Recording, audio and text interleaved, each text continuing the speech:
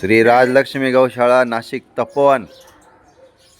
आमचे माननीय श्री रमेशजी मानकर, ज्यांचा नेहमी गौसेवाला आधार प्राप्त झाला आहे, आज आपण बघत आहात गौशाळेमध्ये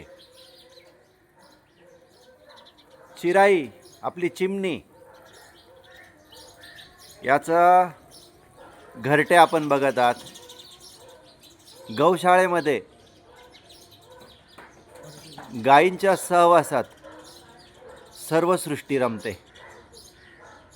जिथे गायीचा शेण, गोखूर माती याचा संपर्क येतो, तिथे प्रत्येक प्राणीमात्राची प्रजनन प्रक्रिया क्षमता ही वाढताना दिसते।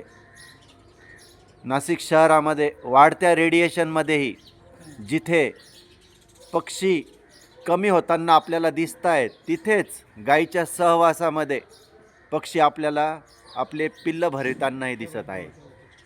याचं मुख्य कारण आहे, जिथे गाय तिथे सृष्टी, आणि गायीच्या स्वभावात आली सर्व प्राणीमात्र आपली प्रजनन क्षमता वाढवण्याची ताकद ही पुनर्निर्माण करतात।